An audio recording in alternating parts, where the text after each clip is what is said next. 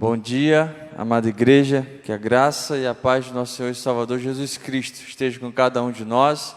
Cumprimentamos também os nossos amados irmãos e amigos que nos acompanham através das redes sociais, através do Facebook da Igreja Batista no bairro Novo Mundo. Que Deus possa estar abençoando você, a sua família. Reúna a todos para agora nós prestarmos culto ao Senhor, o único que é digno de receber toda a honra, toda a glória e todo louvor. Nós estamos alegres pela oportunidade de estarmos reunidos, pelo privilégio de podermos cultuar o Senhor, estarmos reunidos como igreja. Nós queremos te convidar para, nesse momento, você abrir o seu cantor cristão no hino de número 154, Firme nas Promessas. Firme nas promessas. Vamos juntos louvar, adorar, exaltar ao único e verdadeiro Deus. Nosso ministério de louvor. Vamos louvar ao Senhor neste momento.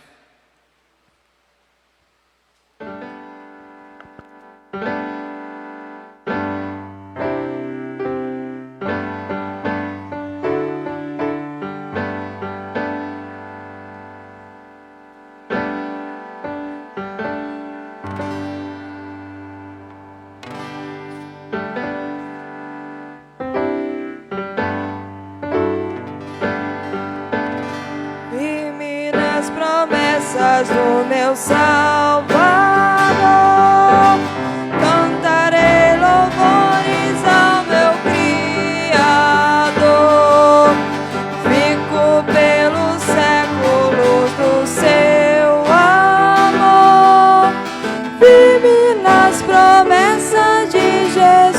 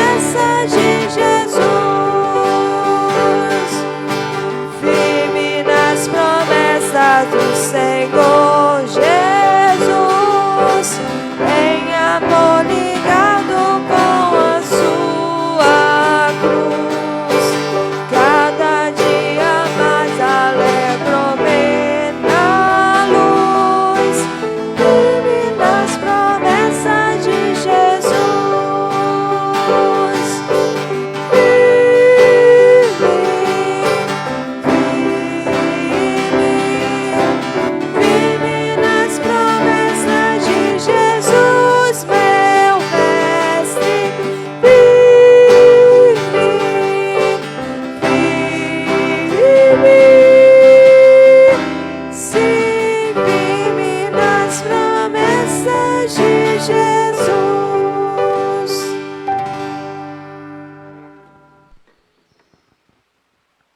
Amém. Glória a Deus. Possamos sempre estar firmes nas promessas, na palavra do nosso Deus. Nós vamos passar ao nosso estudo na Escola Bíblica Dominical, mas antes disso eu quero convidar a irmã Jussara, que vem até o microfone, para nós estarmos orando, pedindo a direção do Senhor durante esse estudo, que o Espírito Santo de Deus possa estar nos falando, nos ensinando em mais esta manhã.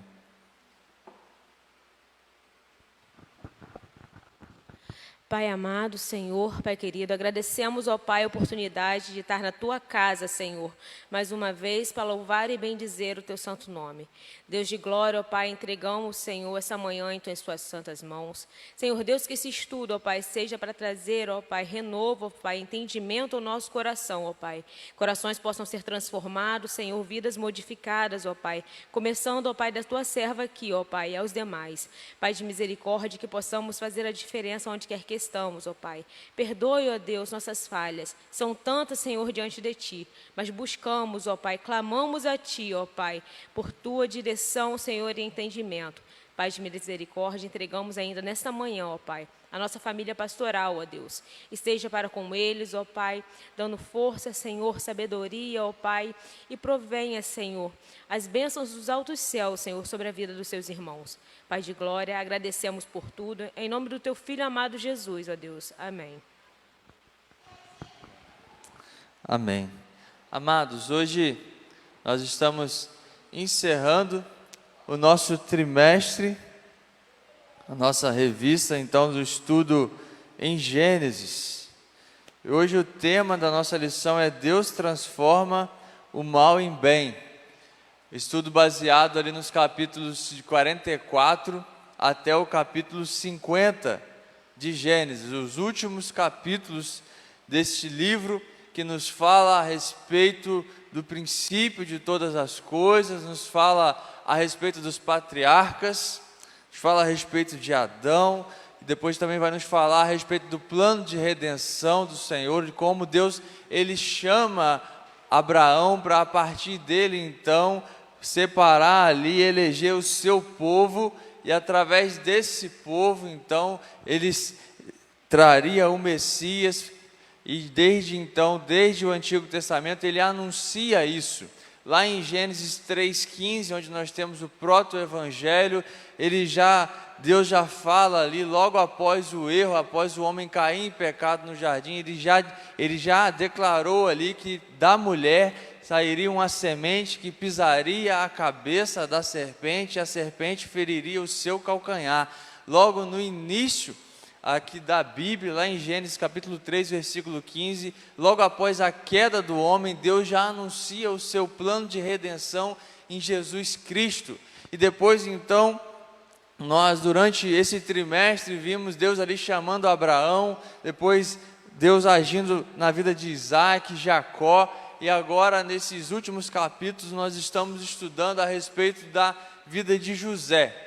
Nós já vimos como José ele foi traído pelos seus irmãos, como José, por causa de seus sonhos, por causa daquilo que Deus havia falado com ele, por causa do favoritismo de seu pai, os irmãos de José começaram a olhar para José com um certo ódio, uma certa ira, e então José ele é vendido pelos seus irmãos. Primeiro eles planejam matá-lo, mas então depois eles vendem o seu irmão, ele vai para o Egito, e mesmo em meio a toda a dificuldade que José enfrenta, nós vemos que ele continua sendo fiel ao Senhor. Na lição passada nós vimos que José ele foi tentado ali na casa de Potifar, onde ele fica no Egito, ele foi vendido e foi comprado por Potifar, então ele se torna servo desse que era o capitão da guarda do faraó, e ali a casa daquele homem começa a prosperar, mas a mulher de Potifar, ela convida José, o José era muito formoso, muito bonito, a se deitar com ele, mas José recusa, é acusado injustamente, é preso injustamente, mas em tudo isso José sabia que a mão do Senhor estava ali, que aquilo era tudo plano do Senhor, e José ele permanece fiel, mesmo após ser preso injustamente, mesmo após estar ali na prisão, mesmo após toda a dificuldade que ele passou, ele continua fiel ao Senhor, ele continua se importando com as pessoas. Os irmãos vão se lembrar que na semana passada nós vimos que José, quando chega ali o copeiro e o padeiro do rei, e aqueles homens estão com um semblante triste em uma determinada manhã, José chega até eles e pergunta: por que estão assim? Por que está turbado o vosso coração? Então eles dizem que tiveram um sonho, e José então diz: não é de Deus as interpretações, me contem o sonho de vocês. Então José passou por perseguição, por traição, por injustiça, e permaneceu sendo fiel ao Senhor, permaneceu se importando com as pessoas. Isso só uma breve introdução para nós entrarmos no capítulo 44 até o capítulo 50, mas aí nós já podemos ver que às vezes, por muito menos nós nos entristecemos, por muito menos muitos abandonam o Senhor, não vivem em fidelidade ao Senhor, mas José aqui ele nos ensina que Deus ele nos sustenta mesmo em meio às dificuldades. Deus ele nos sustenta mesmo em meio aos tempos mais difíceis. Muito provavelmente nenhum de nós vamos passar pela dificuldade que José passou aqui. Ser traído, vendido para uma nação estranha, nessa nação estranha ser preso injustamente, e ainda assim ele permaneceu fiel, nos ensinando que nós somos capacitados por Deus a em qualquer situação permanecermos fiéis a Ele. Então, nós vimos que chega um tempo de grande fome na terra, em toda aquela região, e José ele já havia ali então interpretado o sonho de Faraó. Após ele passar aquele tempo na prisão, ter interpretado o sonho do copeiro de Faraó, o copeiro foi liberto, se esqueceu de José, não falou de José para o Faraó, mais uma vez José aí sendo prejudicado, e então 2 anos depois, o Faraó tem um sonho e aquele copeiro se lembra, ele diz: agora eu me lembro do meu pecado, na prisão havia um homem que ele interpretou o meu sonho, ele pode dar também a interpretação do sonho do Senhor, do meu Senhor Faraó. E então José ele é chamado, ele interpreta aquele sonho, ele diz que haveriam 7 anos de muita fartura e depois 7 anos de muita fome, de muita escassez, e ele então é colocado como administrador, como governador de tudo aquilo ali. E então aí nós já começamos a entender o título dessa lição, que Deus transforma o mal em bem. Aquilo que aparentemente aos nossos olhos poderia ser algo muito ruim, e de fato foi. José sofreu, José passou por grande dificuldade, mas Deus foi transformando tudo isso em bem, e tudo isso ocorreu porque havia um plano de Deus na vida de José e na vida do povo de Deus, o povo de Israel, os filhos de Israel, os filhos de Jacó. Então, no capítulo 44, nós vemos, quero te convidar a abrir a sua Bíblia em Gênesis 44, para antes de nós lermos a lição em si, lermos alguns textos aqui, desse texto base que é Gênesis 44, capítulo 44, até o capítulo 50. Aqui os irmãos de José então, devido à grande fome, vão até o Egito. E quando chegam no Egito, quem é o governador? O seu irmão, aqueles que eles haviam traído. Mas eles não reconhecem José no primeiro momento. José então, ele começa a fazer ali um plano para que a sua família fosse toda levada para o Egito. Primeiro ele faz com que eles levassem Benjamim, e depois ele vai fazer com que aqueles irmãos dele levassem também o seu pai, e toda a família dele fosse para o Egito. Se os irmãos observarem o capítulo 44, vamos ler do verso 1 até o verso 6. Vamos ler juntos aqui na versão do Data Show. Depois José deu ordem ao despenseiro de sua casa, dizendo: enche de mantimento os sacos dos homens, quanto puderem levar, e põe o dinheiro de cada um na boca do seu saco. Os irmãos de José estavam ali foram buscar mantimentos, então ele diz, enche lá o saco deles de mantimento, o quanto eles puderem levar, mas devolve o dinheiro, bota o dinheiro lá. Depois, e a minha taça, ele diz mais ainda, a minha taça de prata vocês ponham na boca do saco do mais novo, que era Benjamim, que era filho de Raquel, assim como José.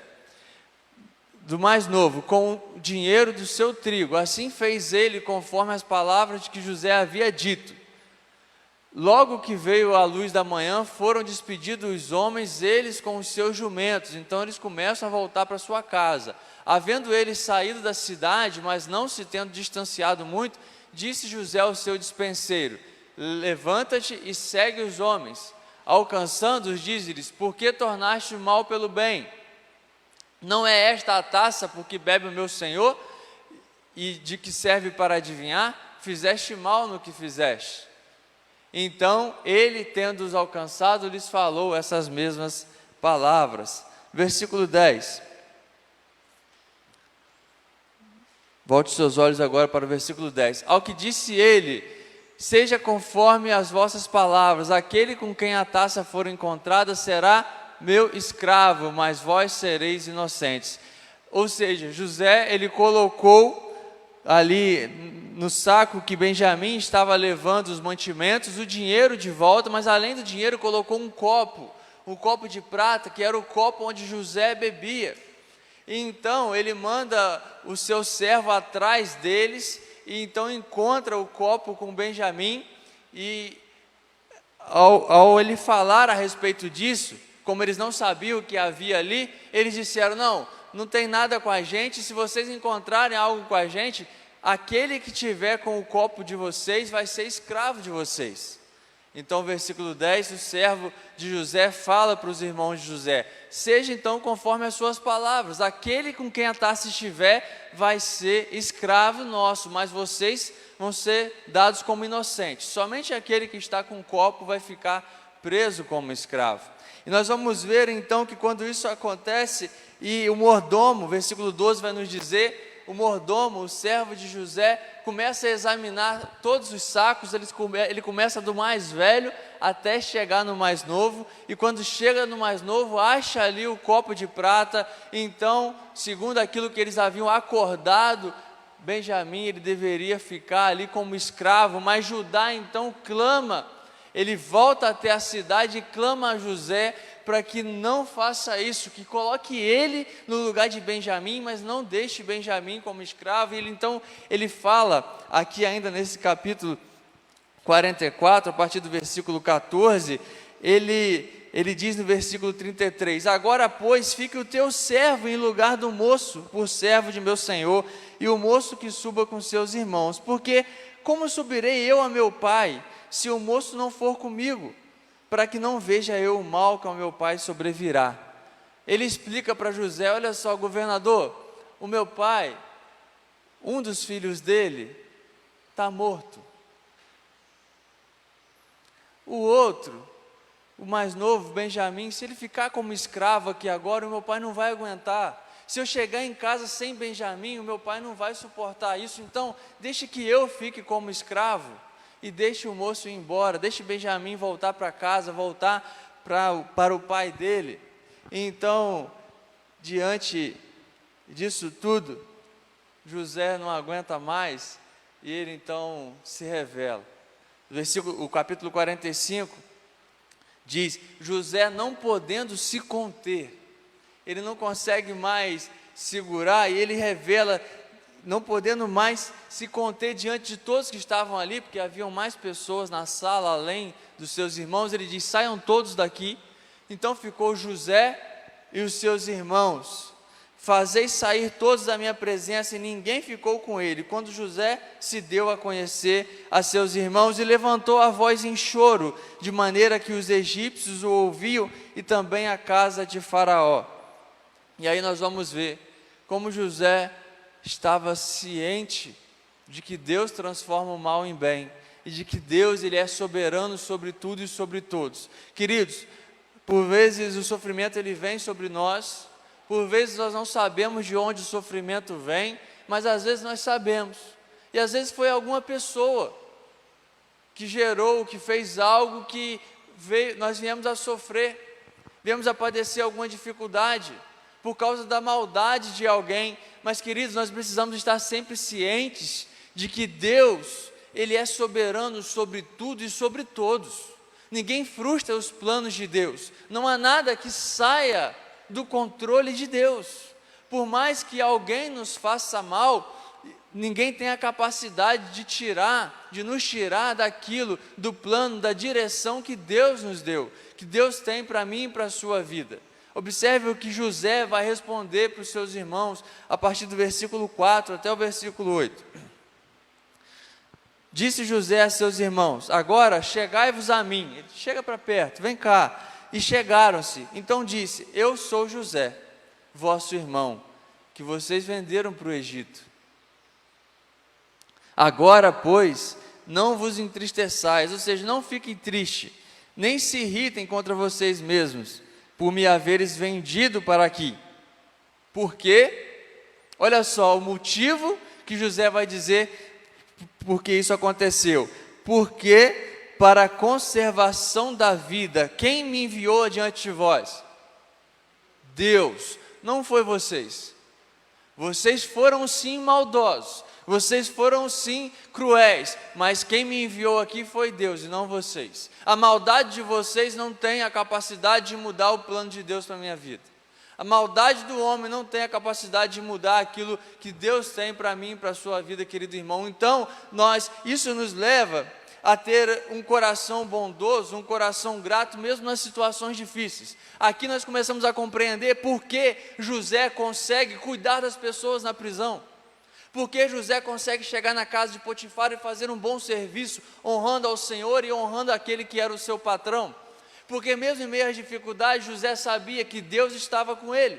José sabia que Deus tinha um plano e que esse plano não iria falhar de forma alguma.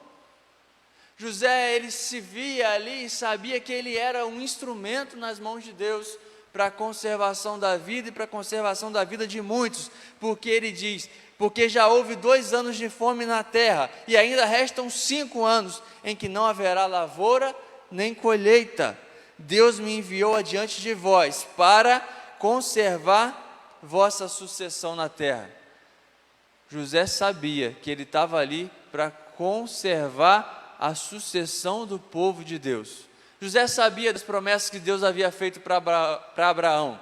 José sabia das promessas que Deus havia feito para Abraão, para Isaac, para seu pai Jacó, e ele sabia que agora ele também estava debaixo dessa promessa e que ele era parte do plano de Deus para que essa promessa se cumprisse. E se aquele povo morresse de fome lá em Canaã, como que essa promessa se cumpriria?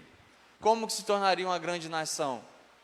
Então ele sabia que aqui ele estava sendo instrumento do Senhor. Olha o que ele diz no versículo 8, irmãos.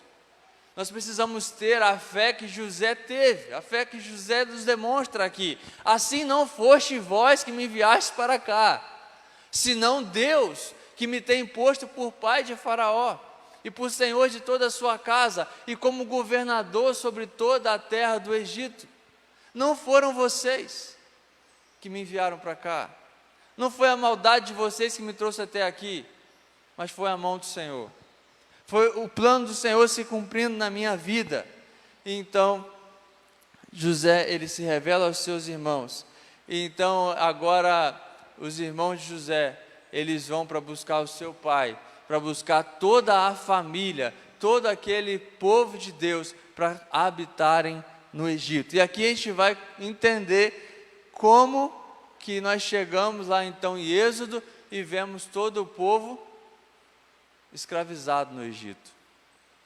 O povo, há uma grande fome, eles vão para o Egito, José está lá como governador, leva a sua família para o Egito, eles têm ali a comida, têm tudo que precisam, mas depois, nós vamos ver isso, depois de um tempo, muda o faraó, José morre, e o faraó, que é o novo faraó, não conhece, não ouviu falar a respeito de José, e então aquele povo, ele se torna escravo. Nós vamos ver aqui que na verdade, aquele povo, no fim aqui de Gênesis, ele já está como escravo, porque acaba o dinheiro, não tem mais como comprar comida.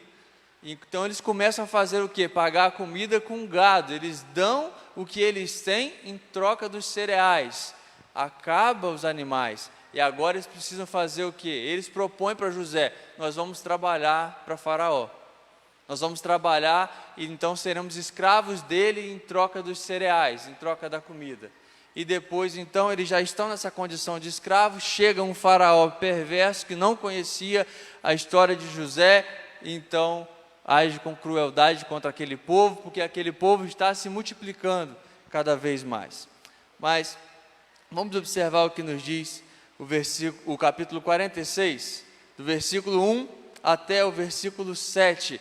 Jacó e toda a sua família então vão para o Egito. Partiu, pois, Israel, Jacó, com tudo quanto tinha, e veio a Berseba, onde ofereceu sacrifício ao Deus de seu pai Isaque. Falou Deus a Israel em visões de noite e disse: Jacó, Jacó. Respondeu Jacó: eis-me aqui. E Deus disse: eu sou Deus, o Deus de teu pai. Não temas descer para o Egito, porque eu farei ali uma grande nação. E descerei contigo para o Egito, e certamente te farei tornar a subir, e José porá a sua mão sobre os teus olhos. Então Jacó se levantou de Berseba, e os filhos de Israel levaram seu pai Jacó e seus meninos e as suas mulheres nos carros que Faraó enviara para o levar. Também tomaram o seu gado e os seus bens que tinham adquirido na terra de Canaã e vieram para o Egito. Jacó e toda a sua descendência com ele. Versículo 7. Os seus filhos e os filhos de seus filhos com ele, as suas filhas e as filhas de seus filhos, e toda a sua descendência levou-os para consigo para o Egito. Quantas pessoas eram quando foi para o Egito? Versículo 27. Todas as pessoas na casa de Jacó que vieram para o Egito foram 70 pessoas, uma família grande, 70 pessoas, mas essa família depois vai se tornar uma grande nação. Então, lá o capítulo 47, versículo 11, vai dizer que José estabeleceu a seu pai e seus irmãos, lhes deu possessão na terra, ou seja, deu uma terra para eles ali, no melhor da terra, na terra de Ramsés, como Faraó ordenara. E José sustentou de pão a seu pai, a seus irmãos e toda a casa de seu pai, segundo o número de seus filhos. E então a fome ela começa a apertar ainda mais. A escassez de comida naquela terra começa a ficar pior. E o versículo 13 do capítulo 47 vai dizer: não havia pão em toda a terra, porque a fome era muito severa, de maneira que desfalecia o povo do Egito e o povo de Canaã por causa da fome.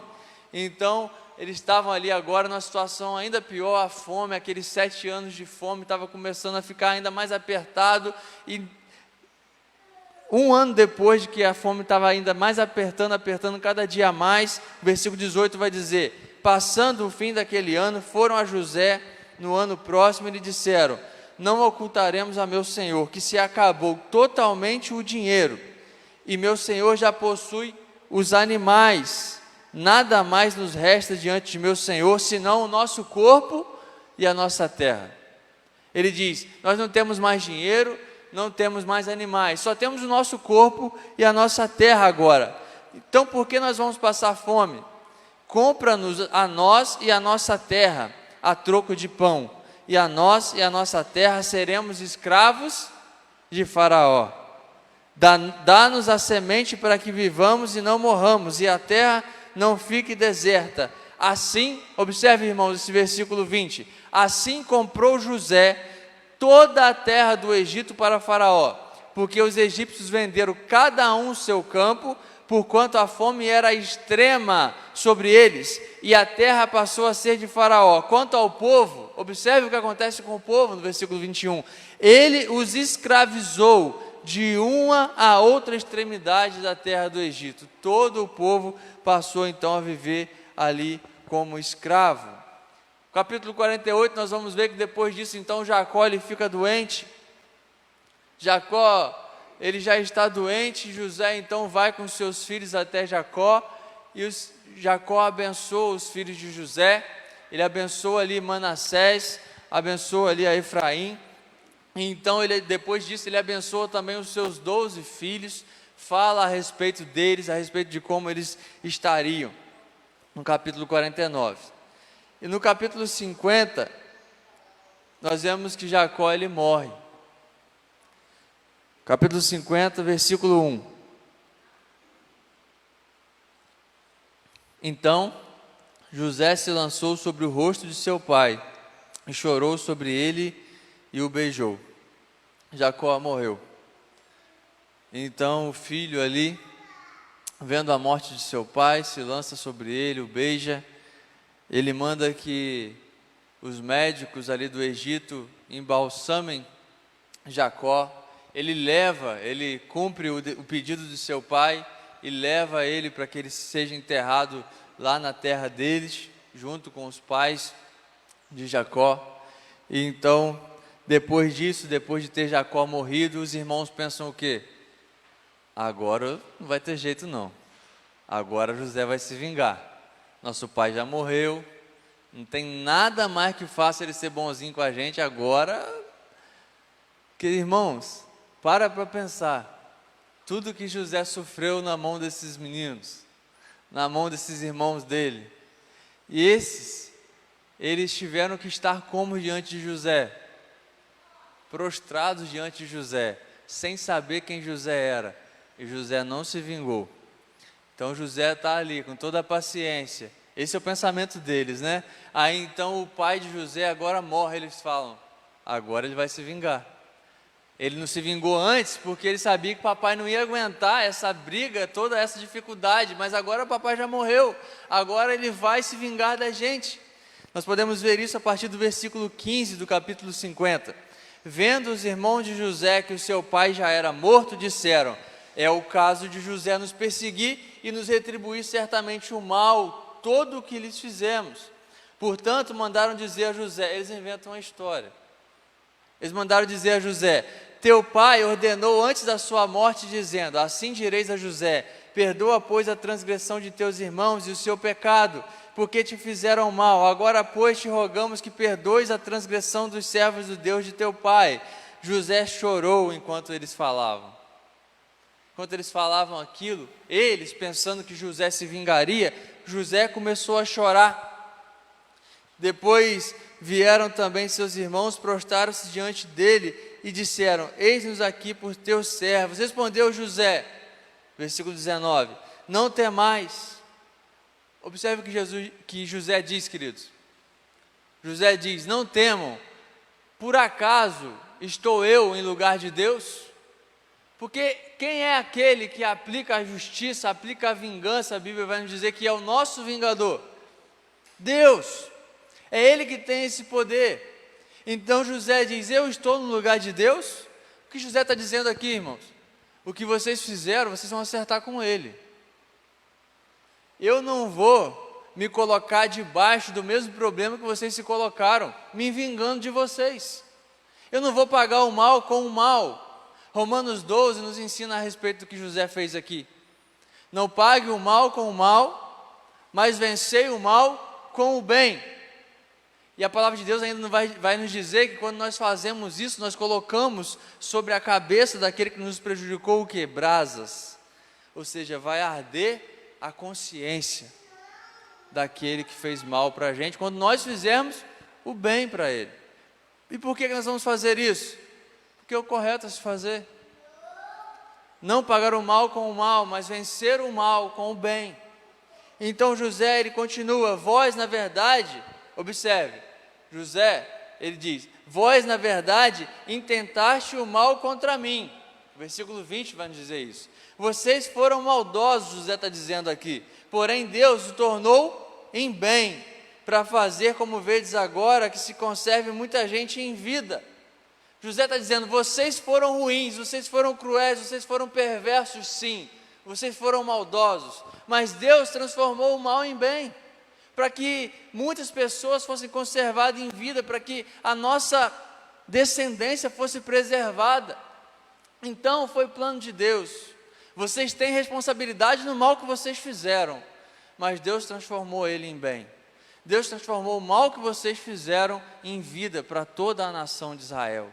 para toda a nossa família, ele está dizendo aqui. Então ele diz no versículo 21 do capítulo 50, não temais, pois eu vos sustentarei a vós.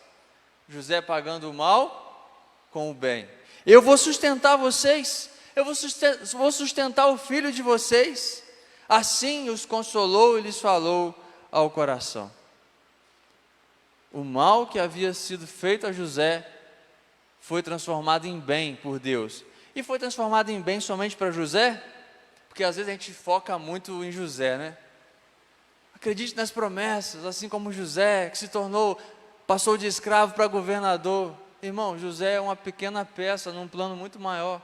Assim como eu e você, somos uma pequena peça num plano muito maior. Às vezes a gente dá muita ênfase no homem. E não há ênfase nenhuma no homem na Bíblia, não. A ênfase está em Jesus Cristo, a ênfase está em Deus e no plano dele. A ênfase aqui é o quê? Deus preservou o seu povo. E desse povo depois viria o Messias, o Salvador, Jesus Cristo. E José é uma prefiguração de Cristo. Os irmãos já repararam isso? José é alguém que é sacrificado para salvar a muitos. Ele sofre para que muitos sejam salvos, para que muitos tenham vida. A vida de José aponta para a vida de Cristo. Porque todo o Antigo Testamento, nós já falamos isso aqui, todo o Antigo Testamento aponta para Jesus Cristo. E nós vemos na vida de José uma prefiguração daquilo que aconteceria de forma muito mais intensa e poderosa em Jesus Cristo. Salvando a muitos. Dando vida a muitos. Então nós vemos aqui o plano de Deus se cumprindo. Observe o que José vai dizer. Mais uma vez José demonstrando que ele sabia que não era sobre ele, mas era sobre Deus e era sobre o plano de Deus. Versículo 24 até o versículo 26, finalizando o capítulo 50.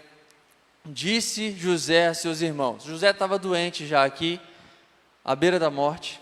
E ele diz, eu morro, ou seja, eu vou morrer, mas Deus certamente vos visitará. Deus talvez vai visitar vocês? Deus pode visitar vocês? Não, Deus certamente, não há dúvida nas palavras de José. Deus certamente visitará vocês e vos fará subir desta terra para a terra que prometeu dar, para a terra que jurou dar a Abraão, a Isaque e a Jacó. José fez jurar os filhos de Israel, dizendo, certamente Deus vos visitará, e vocês me transportarão os meus ossos daqui. Ou seja, quando Deus levar vocês para a terra prometida, de volta para a terra, vocês levem os meus ossos. Morreu José na idade de 110 anos, embalsamaram-no e o puseram no caixão no Egito. José, mais uma vez, demonstrando que ele tinha a certeza de que Deus cumpriria a sua promessa, de que Deus cumpriria aquilo que havia falado. Ele diz, então, certamente Deus cumprirá, e certamente Deus levará vocês de volta para a terra, e então vocês levem os meus ossos com vocês, porque Deus transforma o mal em bem. Quero te convidar a abrir a revista, na nossa lição 13, aqui a introdução diz que o presente estudo ressalta como Deus se manteve inclinado a abençoar a família de Jacó, os herdeiros da bênção de Abraão. O que temos visto até aqui bem pode motivar-nos a cantar. Deus já grandes maravilhas operou por alguém que firme nele confiou e que da promessa em nada duvidou. Jesus Cristo, a fé contemplará, o hino 160. Abraão, o pai da fé, é isso? Assim ele é chamado porque ele creu nas palavras de Deus e isso foi imputado a ele como justiça. Pergunto para os irmãos, Abraão era justo por ele mesmo? Havia justiça nele? A palavra de Deus diz que por crer na palavra de Deus, por crer no que Deus falou, foi imputado, ou seja, foi dada a ele, foi colocado sobre ele justiça. Ele foi considerado justo pela fé. assim como hoje nós somos considerados justos pela fé em Jesus Cristo. Então, eu quero convidar os irmãos para nós lermos aqui a aplicação para a vida. Nós vimos aqui toda essa história, um relato bíblico a respeito do povo de Deus, a respeito da vida de José, e sem dúvida, a vida de José, a vida dos patriarcas nos ensina muito, nos ensina a respeito da graça de Deus, nos ensina a respeito da necessidade de permanecermos fiéis ao Senhor, nos ensina a respeito de amar a Deus e amar as pessoas como a nós mesmos. Aplicações para a vida. Primeiro ponto é: José teve todas as chances de se vingar de seus irmãos, mas não o fez. Antes, amou-os ainda mais e fez provisões, sustentou eles e deu abrigo. Precisamos aprender com José. Como diz o salmista, a vingança pertence a Deus. Como eu disse há um tempo atrás no estudo dos jovens, queridos, nós não fomos chamados para ser vingadores, mas nós fomos chamados para amar até mesmo os nossos inimigos, amar os que nos perseguem. A palavra de Deus nos ensina isso. Nós não fomos chamados para ficar revidando aqueles que nos fazem mal. E isso, quando nós entendemos isso, quando nós compreendemos isso, nós vivemos uma vida sem rancor, sem mágoa, porque Deus nos capacita. Ah, sou eu que vou conseguir isso sozinho? Não, queridos, é o Espírito Santo de Deus em nós, é fruto do Espírito. Gálatas 5:22 nos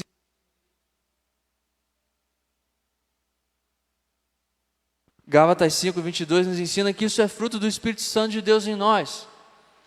Então, nós somos capacitados pelo Espírito Santo de Deus a amar como Ele ama, a ser longânimos como Ele é longânimo, a vivermos com bondade, assim como Ele é bondoso. Segundo, o último encontro de Jacó com Deus em Berseba nos mostra a essência de um verdadeiro culto. Os irmãos se lembram, nós falamos aqui, Jacó, quando ele recebe a notícia de que seu filho José está vivo, ele vai até Berseba, ele faz um sacrifício ao Senhor, Deus fala com ele. Então nós vemos aqui a essência do que é um culto. Jacó, ele adora ao Senhor, ele consulta ao Senhor sobre a vontade, qual é a vontade de Deus, e Deus então dá o direcionamento para Jacó, diz que é para ele ir para o Egito, que não é para ele temer, então ele faz aquilo que Deus deu.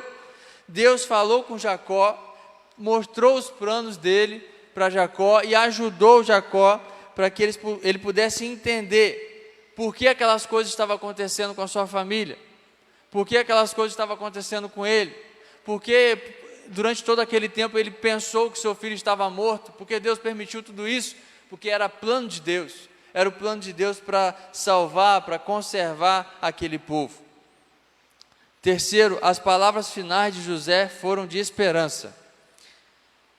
Versículo 25 ele diz: certamente Deus visitará. Certamente, sem qualquer dúvida, mas com toda certeza, Deus visitará. O último livro do Novo Testamento fecha com palavras semelhantes. Lá em Apocalipse 22:20, a palavra de Deus diz: certamente venho em breve, falando a respeito da volta de Jesus Cristo. E assim como José, queridos, nós precisamos falar isso com toda certeza.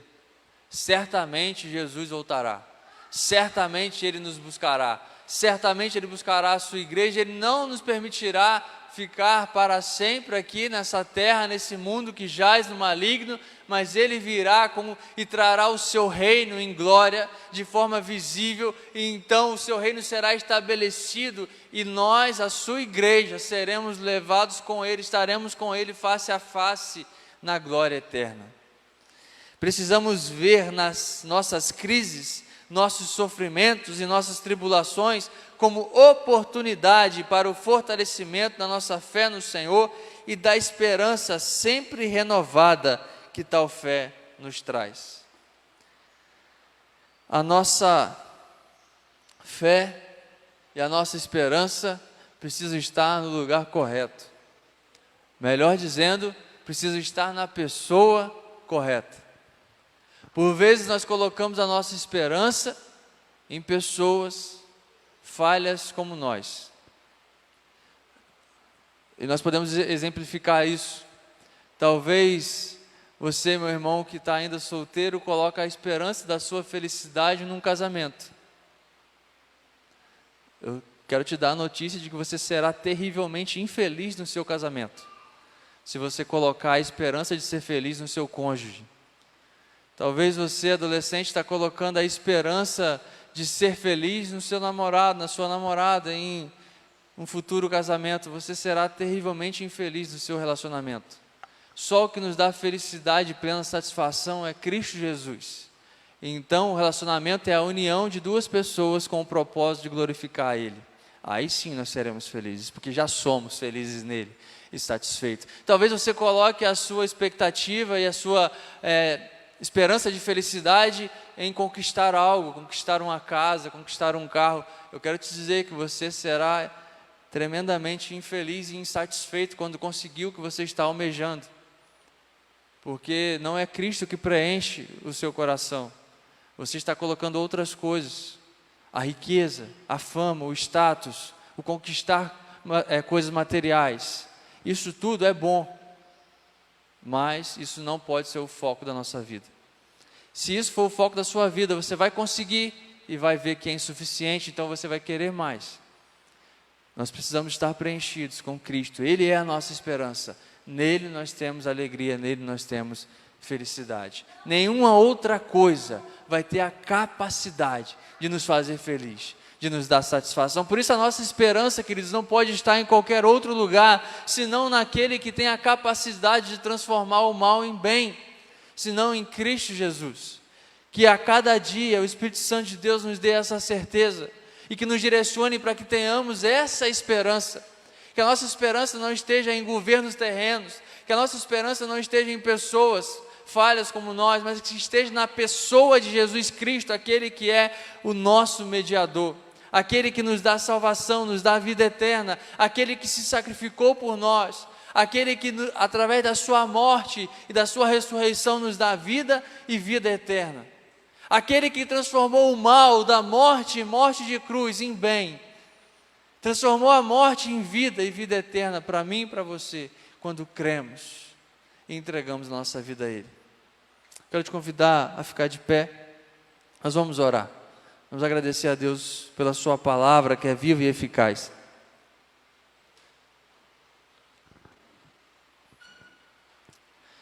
Pai de amor, nós louvamos o teu santo e precioso nome, Pai.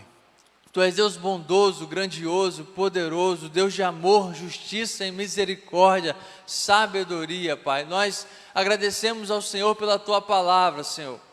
Tua palavra revelada a nós, a Tua palavra, Pai, inspirada, que foi registrada, ó Pai, e chegou até nós pela Tua graça e a Tua misericórdia, ó Pai. E agora nós clamamos para que o Seu Espírito Santo, a cada dia, Pai, edifique em nossos corações essa palavra. Que a cada dia, Pai, sejamos tornados semelhantes a Jesus Cristo, que seja formado em nós o caráter de Cristo, Pai, que possamos colocar a nossa esperança no Senhor e somente no Senhor, ó Pai. Sabemos que o Senhor é a nossa esperança, o Senhor é o nosso refúgio, o Senhor é a nossa fortaleza, ó Pai, o Senhor é aquele que é poderoso para transformar o mal em bem, o Senhor é aquele, ó Pai, que é soberano sobre tudo e sobre todos, ó Pai, o Senhor é aquele que dirige as nossas vidas, aquele que tem um plano traçado, ó Pai, e que esse plano não se frustrará. Nós clamamos ao Senhor, ó Pai, para que possamos estar vivendo conforme a Tua boa, perfeita e agradável vontade, ó Pai, e que a cada vez mais estejamos, ó Pai, aproximados do centro da Tua vontade, vivendo direcionados pelo Teu Santo Espírito,